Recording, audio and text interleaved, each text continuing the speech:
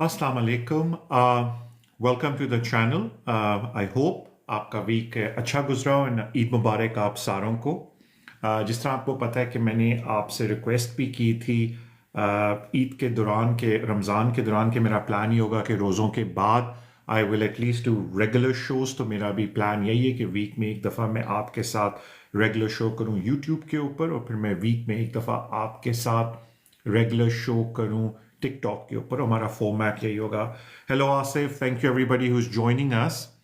और उसके अलावा मैं अब नेक्स्ट वीक से ये भी कर लूँगा कि मैं आपके लिए इवेंट क्रिएट कर लूँगा ताकि आपको रफली अंदाज़ा हो जाए कि कब मैं अपना शो करूँगा।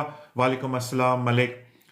Bahir पूछ रहा है applied for PSW kids got the visa 10 March main applicant mine is pending. अगर आपका वीज़ा पेंडिंग है बिल्कुल घबराने की ज़रूरत नहीं है। आजकल होम ऑफिस बिल्कुल टाइम लगा रहा है अपनी एप्लीकेशंस के अंदर, तो प्लीज़ पैनिक ना कीजिए, just be patient with them.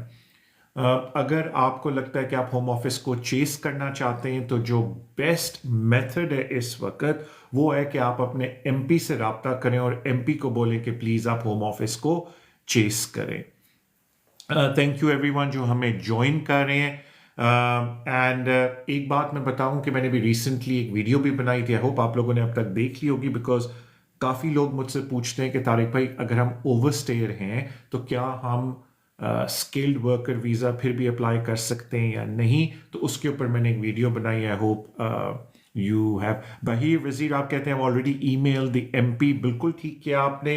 Wait for the decision from the MP। और प्लीज़ MP के थ्रू आप सारे चेस करो अगर आप वेट कर रहे हो कि आपकी एप्लीकेशन अभी पेंडिंग है या आपका एडमिनिस्ट्रेटिव रिव्यू पेंडिंग है and you want a response from the home office. So MP को करना बेस्ट है। What should be done due to unnecessary delay of the home office? Hasan आपका सवाल बहुत अच्छा है। देखो अनफॉर्चुनेटली अगर होम ऑफिस बहुत ज़्यादा टाइम लगा रहा है आपकी एप्लीकेशन में, which is very common now days, तो आपके पास 3 ऑप्शन है। जो पहला ऑप्शन है वो फ्री है, सेकंड ऑप्शन फ्री है और थर्ड ऑप्शन में पैसे लगते हैं। तो पहले मैं आपको तीनों ऑप्शन दे देता हूं। जो पहला ऑप्शन और जो बेस्ट ऑप्शन है आपके पास कि अपने MP को कांटेक्ट करें और अपने MP को बोले कि प्लीज होम ऑफिस को चेस करें। जो सेकंड ऑप्शन है आपके पास कि आप होम ऑफिस की वेबसाइट पे जाके एक ऑफिशियल कंप्लेन कर सकते हैं होम ऑफिस के खिलाफ। वो कंप्लेन का एक प्रोसेस है, उसके बाद होम ऑफिस आपको जवाब देगा and if you are not satisfied with the जवाब आप उस कंप्लेन को फर्दर प्रोग्रेस कर सकते हैं। टू एक ऑम्बुड्समैन है, पार्लियामेंट्री कमेटी है, उसके आगे अपनी कंप्लेन पेश कर सकते हैं। तो ये 2 फ्री वाली ऑप्शन है, मीनिंग इसमें आप खुद भी ये सारा काम कर सकते हैं। जो थर्ड ऑप्शन है, अगर आपकी एप्लीकेशन बहुत डिले हो रही है कि आप प्री-एक्शन प्रोटोकॉल करें होम ऑफिस के खिलाफ, अब सारी बात है अब लॉयर्स को उसके लिए इस्तेमाल करेंगे तो वो कॉस्टली, और फिर आप जुडिशियल रिव्यू भी होम ऑफिस के खिलाफ कर सकते हैं कि जी मेरी एप्लीकेशन में बड़ा टाइम लग रहा है, but then again it's a costly process. तो प्लीज इस बात का ख्याल रखें। Sir, Dr. Billa ne has any update on British citizenship application for illegal entry? Doctor बिला मेरे पास काफ़ी लोग आए हैं जिन्होंने कहा तारिक भाई हम अप्लाई करना चाहते हैं, तो मैंने उनको यही बोला है ओके इफ़ यू इलीगल एंट्रेंट हम बिल्कुल कंपेलिंग सर्कमस्टांसेस की बेसिस पे अप्लाई कर सकते हैं, और अगर उन्होंने नहीं आपको वीज़ा दिया तो फिर हम उसको चैलेंज करेंगे। तो जारी बात है फिर चैलेंज हमने एडमिनिस्ट्रेटिव रिव्यू में करना है, जो हमारी रिव्यू एप्लीकेशन होती है, और बाद में जुडिशियल रिव्यू। तो वो कॉस्ट इतनी ज़्यादा जुडिशियल रिव्यू तक की बन जाती है कि अक्सर लोगों के पास इंडेफिनिट तो है, तो वो ये कहते हैं कि चले जी फिर हम 1 साल वेट कर लेते हैं। कोई और अगर, वालेकुम अस्सलाम एवरीवन, अगर कोई और अप्लाई कर लेता है तो फिर दैट शुड बी फाइन। तो इसलिए अभी कुछ लोग डॉक्टर बिल्ला अप्लाई का वेट कर रहे हैं कि देखते हैं जी who is the first one जो अप्लाई करे और उसको वीज़ा मिल जाए। I got my FLR extension 1 month, 10 months depend. I think किसी ने लिखा है कि मेरी extension 1 month या पता नहीं 1 year 10 months में हुआ है. It depends how the case is prepared. I'll be very honest with you. Case preparation सारी बात अच्छा होना चाहिए, लेकिन I don't think case preparation matters कि आपका वीज़ा कितने अरसे में लग के आएगा, because केस वर्कर के आगे आपका केस जाएगा तो वो डिसीजन लेगा ना कि उसने वीज़ा देना है या नहीं देना, तो उसमें आजकल टाइम लग रहा है।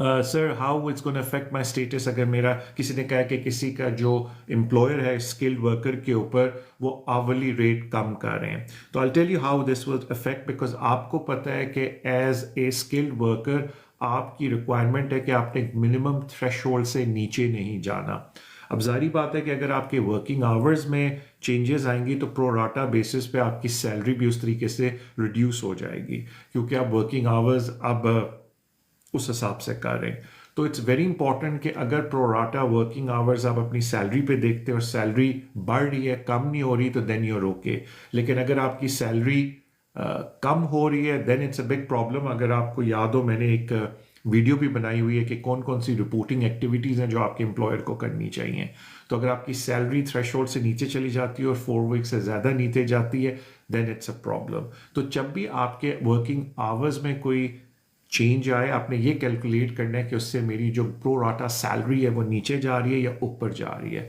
तो अगर आपकी सैलरी ऊपर जा रही है तो दैट्स फाइन लेकिन अगर आपकी सैलरी नीचे जा रही है तो then you have to assess कि जो सीलिंग है मेरी सैलरी का सॉरी जो फ्लोर है मेरी सैलरी का उससे नीचे तो नहीं जा रही कोड के हिसाब से because then it's a problem और नॉट ओनली कोड आपको पता है कि लॉ ये है कि it's whatever is the high version code या फिर वो जो 38,700 या फिर जो हमारा न्यू एंट्रेंट की रिक्वायरमेंट है जो कि 9 अप्रैल से थोड़ी बढ़ के 25,000 हो जाएगी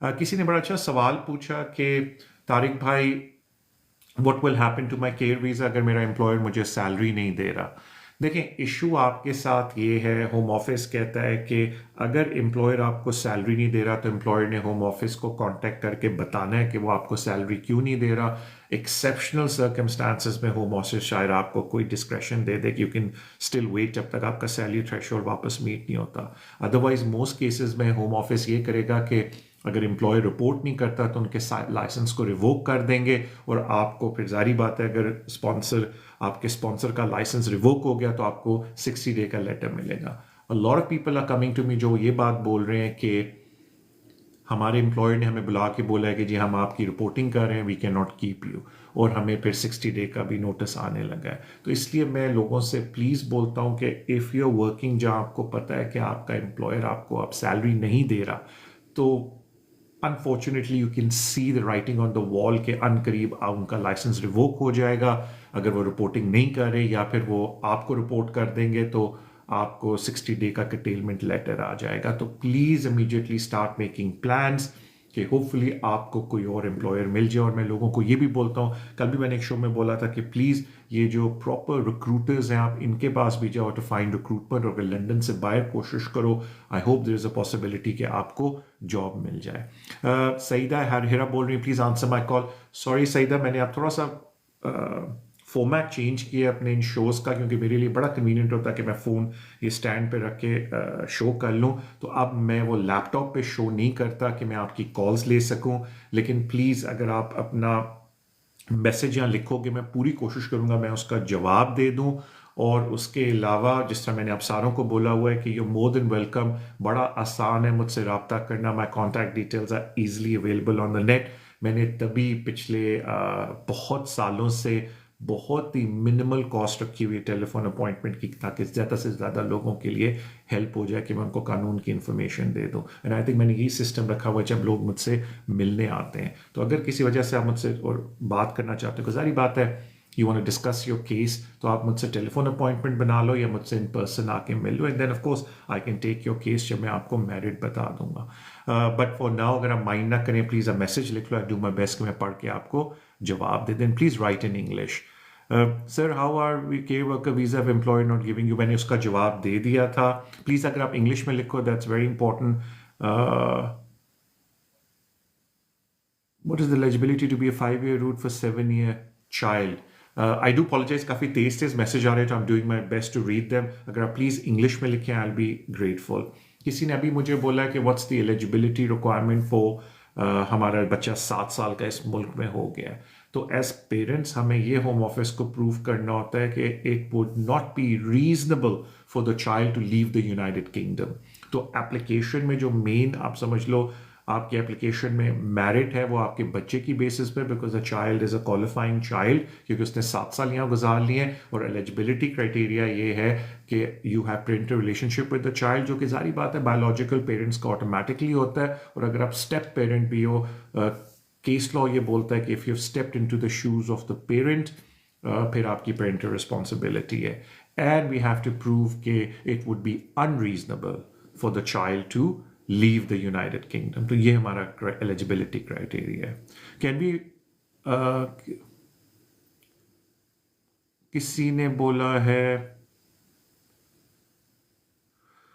can someone sponsor spouse if it's on care allowance. बिल्कुल सर्टन बेनिफिट्स, मैंने इस पर एक वीडियो भी बनाई हुई है एडिक्वेट मेंटेनेंस पे, तो प्लीज़ आप उसको देख लेना। बट बिल्कुल care allowance is one of those benefits. अगर आपको केयर अलाउंस मिल रहा है, आप स्पाउस वीज़ा अप्लाई कर सकते हैं, लेकिन इंस्टेड ऑफ 29,000 आपको ये प्रूव करना होता है कि you meet the adequate maintenance requirement. मैंने एक वीडियो भी बनाई हुई है चैनल पे ऑन एडिक्वेट मेंटेनेंस रिक्वायरमेंट कि वो क्या होता है and how do you meet it. Please आप उस वीडियो को देखें। उसके अलावा अगर आप एक्चुअल कैलकुलेशन करना चाहते हैं एडिक्वेट फाइनेंशियल मेंटेनेंस की, to see if you meet that requirement, तो फिर आप मुझसे रब्ता कर सकते हैं, book an appointment with me and then I can do that calculation for you. एक और बात मैं सारों के लिए बोलूँगा, स्पेशली उन लोगों के लिए जो 29,000 का थ्रेशोल्ड मीट नहीं कर रहे and they meet the adequate maintenance requirement because वो डिसेबिलिटी बेनिफिट या केयर अलाउंस के ऊपर है, कि जो आपकी एप्लीकेशन फ़ी है स्पाउस की, जो कि ऑलमोस्ट नियर इनफ 4,000 पाउंड बनती है एंट्री क्लियरेंस केसेस में, आप उसमें भी फ़ी वेवर अप्लाई कर सकते हैं। तो काफ़ी जो मेरे पास आते हैं जो ऑलरेडी केयर अलाउंस के ऊपर हैं, डिसेबिलिटी अलाउंस पे हैं, तो जारी बात है वो एडिक्वेट मेंटेनेंस को मीट करना चाहते हैं फॉर अपेंडिक्स एफएम। तो they find it very surprising, because मैं उनको फिर बताता हूँ कि एंट्री क्लियरेंस पे भी बिकॉज ऑफ योर कंडीशन आप अपने पार्टनर के लिए फ़ी वेवर अप्लाई कर सकते हैं। यानी कि वही जो FLR-FP फ़ी वेवर हम इन कंट्री अप्लाई करते हैं, वो अपेंडिक्स FM में हम एंट्री के लिए भी अप्लाई कर सकते हैं।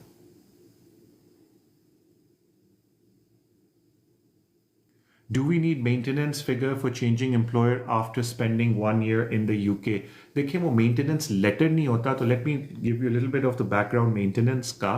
कि होता ये कि जो कॉस्ट भरा जाता है आपके एम्प्लॉयर की तरफ से, अगर आपका एम्प्लॉयर कॉस्ट में टिक कर दे मेंटेनेंस को, तो आपको मेंटेनेंस शो करने की ज़रूरत नहीं होती और एम्प्लॉयर की जेब से कुछ नहीं जाता। तो अक्सर अगर आप कॉस्ट असाइन करवा रहे हो अपने एम्प्लॉयर से, तो मैं हमेशा लोगों से रिक्वेस्ट करता हूँ कि एम्प्लॉयर को बोल दें, देखिए जी आप तो कोई आपकी जेब से नहीं जा रहा, अगर आप टिक कर दें कॉस्ट के ऊपर। उसके अलावा if you been in the country for 1 year, तो फिर आपको मेंटेनेंस प्रूव नहीं करनी पड़ती। It's one of the exceptions, लेकिन of course it's case by case. तो किसी ने भी यहाँ पूछा था तो मैंने उसका जवाब दे दिया।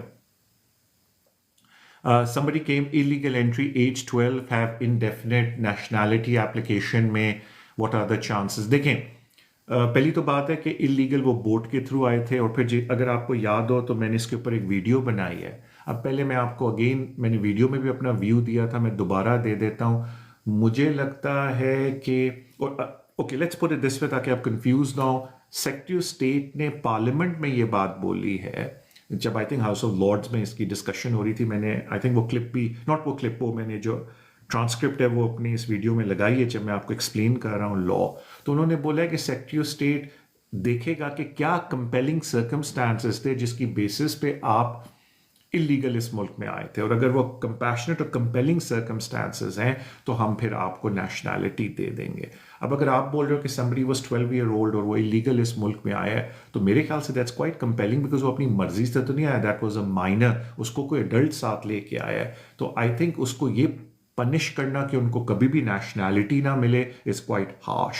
तो उनका काफ़ी एक आप समझ लो आर्ग्यूबल केस बनता है। और अगर आप लोग मेरी वीडियो देख चुके हो तो मेरा अपना पर्सनल व्यू यही है कि ये जो पॉलिसी है कि हम कभी भी नेशनैलिटी नहीं देंगे जो इलीगल इस मुल्क में आए हैं, I do not see that policy standing. अब ये अलग बात है कि ये कोर्ट्स में चैलेंज कब तक होती है, but quite personally I will be very surprise if this policy stands. ये जो उन्होंने कहा कि हम कभी भी नेशनैलिटी नहीं देंगे जो लोग इलीगल आए हैं इस मुल्क में।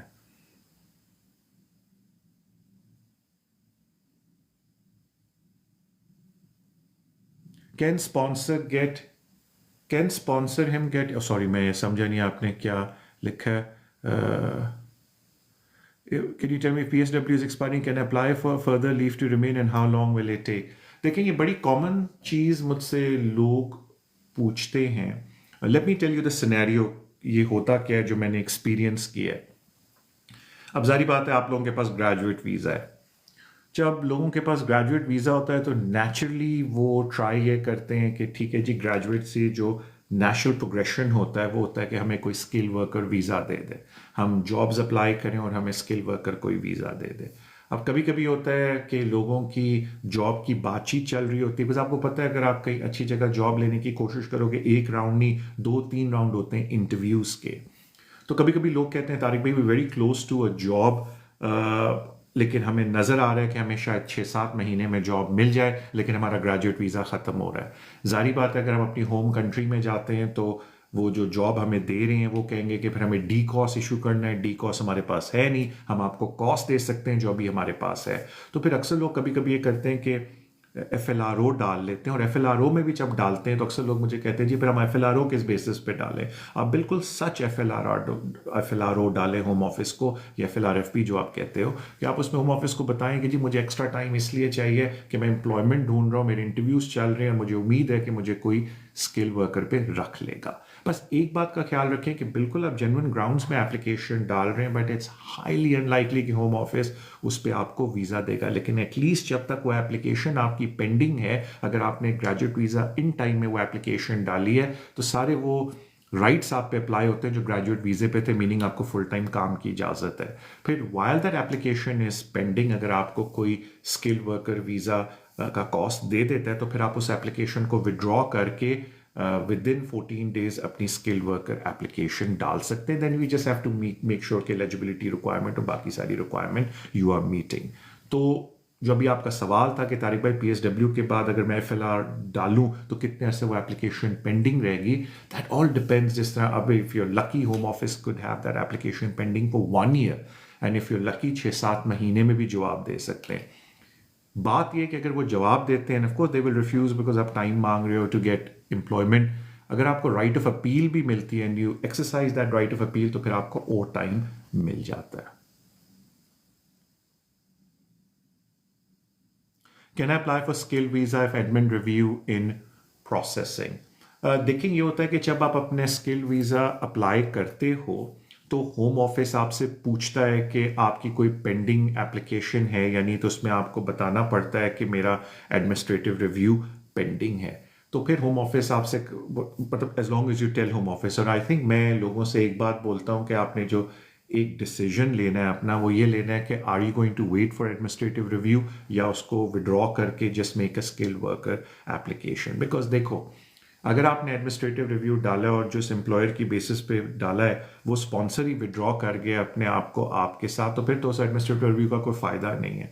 फिर तो यू माइट एज वेल उसको विड्रॉ करके मेक 14 डेज के अंदर a fresh application on skill worker, as long as you make all the criteria. And of course ये मैं एडमिनिस्ट्रेटिव रिव्यू उसकी बात कर रहा हूँ जो आपने इन टाइम डाली थी एप्लीकेशन. तो अगर आपका सवाल ये कि तारिक भाई if my administrative review is pending, मैं नई एप्लीकेशन डाल लूँ, डिपेंड्स आप किसके साथ डाल रहे हो. बिकॉज अगर आपका पक्की श्योरिटी है कि जी नई एप्लीकेशन में मेरा कॉस्ट और जो इशू था एडमिनिस्ट्रेटिव रिव्यू में वो रिजॉल्व हो गया and I can't wait 8-9 months for administrative review, then आप विड्रॉ करके नई एप्लीकेशन डाल सकते हो. It's a very subjective test rather than कि मैं आपको रैंडमली बोलूँ कि हाँ जी आप ये काम कर सकते हैं.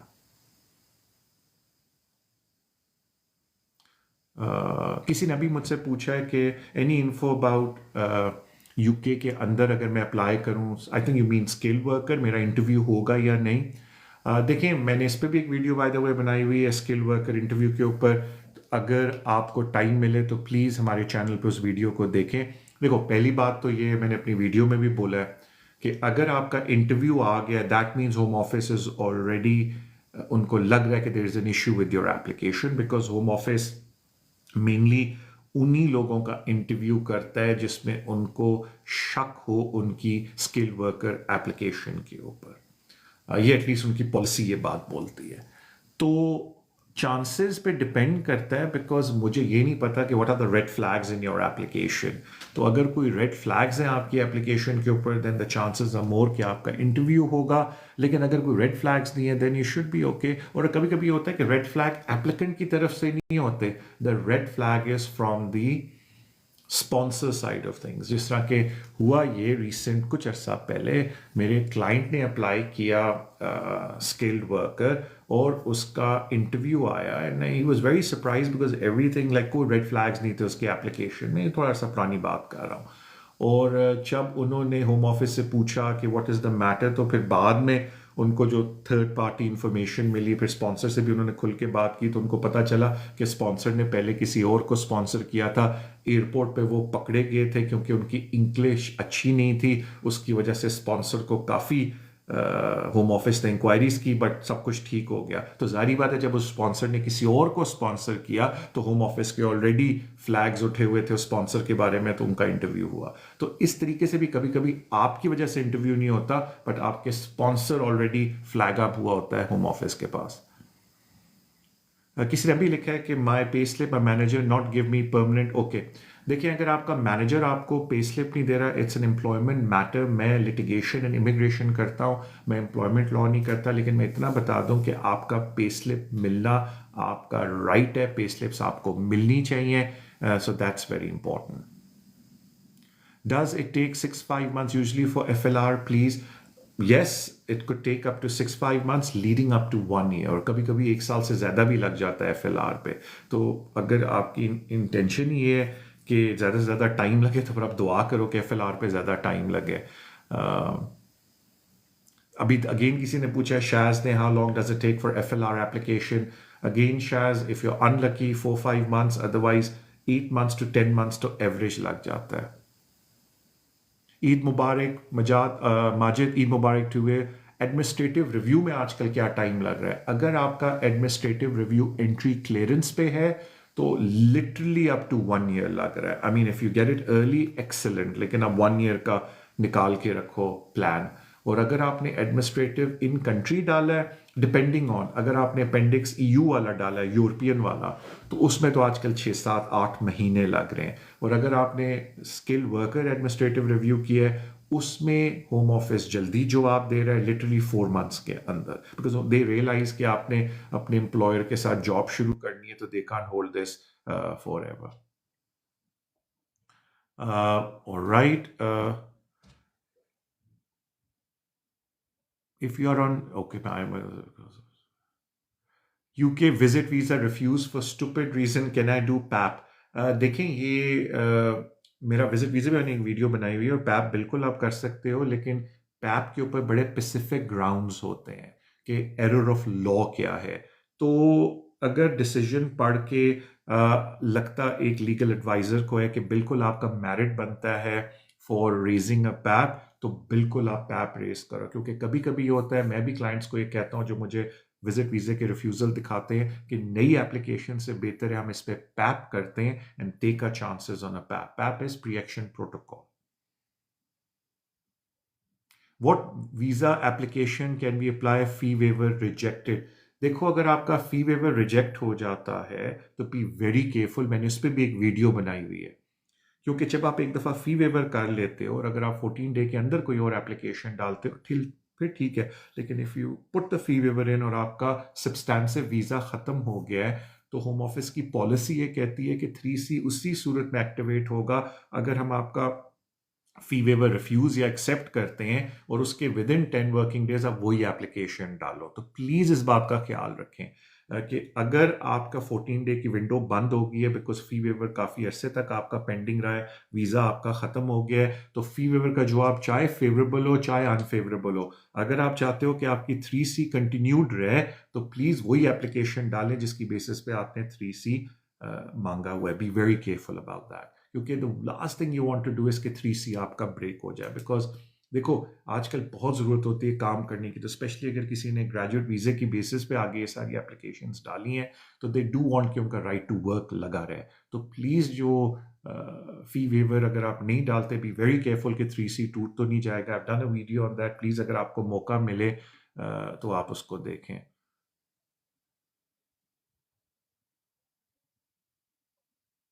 अगर आप माइंड ना करें, आप इंग्लिश में लिखो तो I will be grateful. Please don't try to write in Urdu. I will be grateful.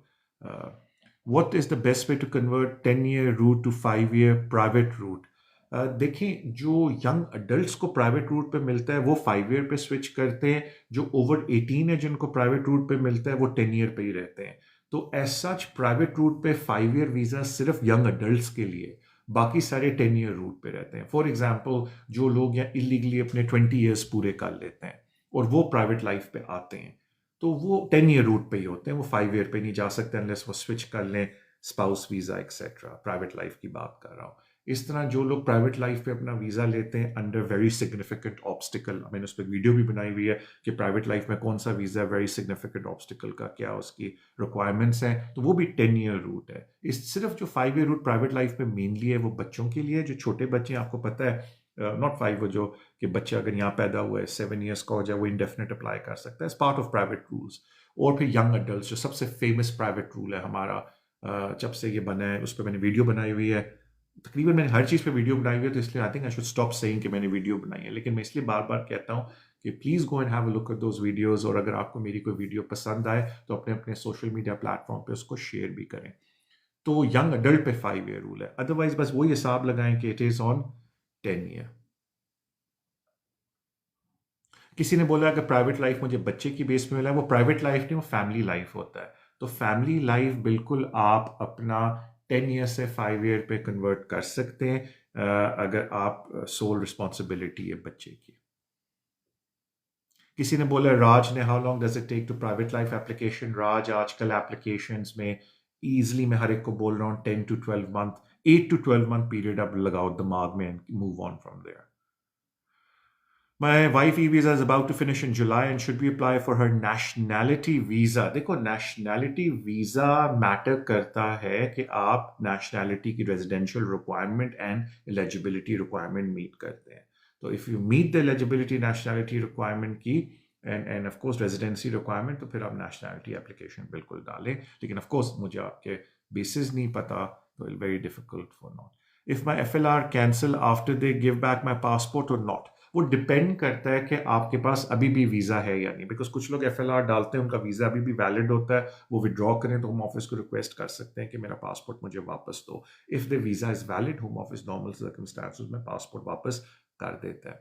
लेकिन अगर आपका वीज़ा ख़त्म हो गया and you become an overstay, meaning आपके विड्रॉ की वजह से, तो होम ऑफिस आपको अपना पासपोर्ट नहीं देगा. वो कहेगा कि फिर आप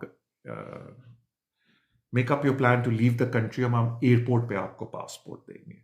ये स्पेशली मैं कुछ लोगों के साथ इशू देखा है कि FLR उन्होंने डाली, पासपोर्ट दे दिया, then they met someone, they want to get married, और फिर उनको प्रॉब्लम हो जाता है बिकॉज जब वो रजिस्ट्रार के ऑफिस जाते हैं, they want to see the passport.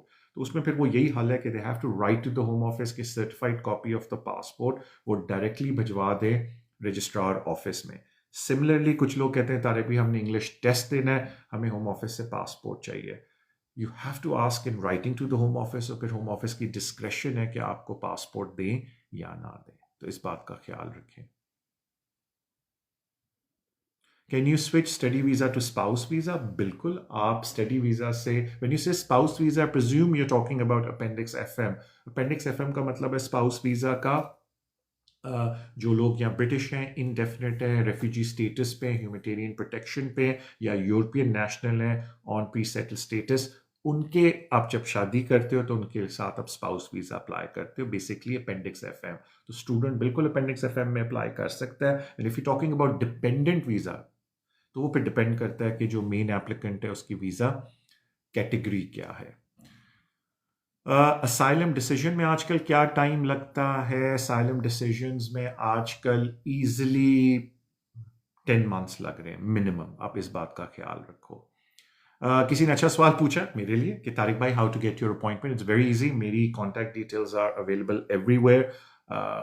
अगर आप हमारे चैनल पे भी जाओ तो भी मेरी कॉन्टैक्ट डिटेल्स लिखी हुई हैं. You can get in touch with me to book a telephone appointment या इन पर्सन अपॉइंटमेंट आप मुझसे बुक कर सकते हैं. And of course I represent people in court as well. मैं अपने कोर्ट अपने केसेस में खुद जाता हूँ unless I'm booked somewhere else. मैं ना जा सकूँ तो फर्स्ट स्टेट ट्राइब्यूनल, अपर ट्राइब्यूनल के केसेस मैं अपने खुद लड़ता हूँ. एंड सर्टन मैं लिटिगेशन के भी केसेस अगर हों सर्टन ट्राइब्यूनल्स के मैं कोर्ट में जाता हूँ, बट इमिग्रेशन में भी फर्स्ट स्टेट ट्राइब्यूनल, अपर ट्राइब्यूनल में केसेस खुद लड़ता हूँ unless I am busy that day, तो फिर मैं आई बुक अ बैरिस्टर। तो अगर आप चाहते हो कि मैं आपको कोर्ट में रिप्रेजेंट करूँ, आप चाहते हो मैं आपको होम ऑफिस के आगे आपके केस को रिप्रेजेंट करूँ, then you can get in touch with me and we can take it from there. कभी कभी लोग सिर्फ मेरिट के लिए अपना केस दिखाना चाहते हैं, तो बिल्कुल आप मुझे केस ला के पढ़ा सकते हैं। आई डू माई बेस्ट कि मैं केस पढ़ के आपको बता दूं कि आपका केस में मेरिट क्या है। मैं इसलिए बार बार टाइम देख रहा था कि आपको अगर याद हो, मेरी आपसे रिक्वेस्ट यही है कि मेरी इंटेंशन यही है कि मैं 25-30 मिनट के शो किया करूं।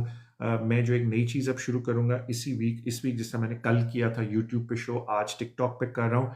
आइंदा से मैं ये करूंगा कि मैं इवेंट क्रिएट कर लूंगा कि रात को कितने बजे हमारा शो होगा। It will not be fixed on a specific day, लेकिन मैं ये करूंगा कि एक दिन पहले या उस सुबह को, जो शाम को 9 o'clock I am thinking of doing a show, मैं क्रिएट कर लूंगा इवेंट ताकि आपको पता चल जाए। तो इसलिए इट्स वेरी इंपॉर्टेंट कि you subscribe to the channel. उसके अलावा अगर आप चाहते हो मैं किसी टॉपिक के ऊपर वीडियो बनाऊं, I am gonna do that for you, तो प्लीज़ सब्सक्राइब करोगे चैनल को तो you will be in touch. उसके अलावा like I said, getting in touch with me is very easy. I apologise जिनके मैं अभी मैसेजेस नहीं ले सका, but like I said please get in touch with me, book an appointment and I take your message. Otherwise like I said कि मैं पूरी try कर रहा हूँ कि हफ्ते में एटलीस्ट 2 शोज़ मैं करूँ, एक टिकटॉक पे और एक यूट्यूब पे, और मैं वो इवेंट्स क्रिएट कर लिया करूंगा, तो you can keep an eye out कि कब हमारा शो होता है। Thank you so much, very very kind of you came on board today. अपना ख्याल रखो सारे, weather is becoming nicer, so I hope you all enjoying the weather and I hope I see you maybe in person, maybe on one of these shows again. मेरी तरफ से अल्लाह हाफिज and I apologise जिनके मैं आज calls तो मैं लेता ही नहीं हूँ, मैं मैसेजेस नहीं पढ़ सका। Take care, guys, and thank you so much for logging on today. And then I hope to see you again very soon.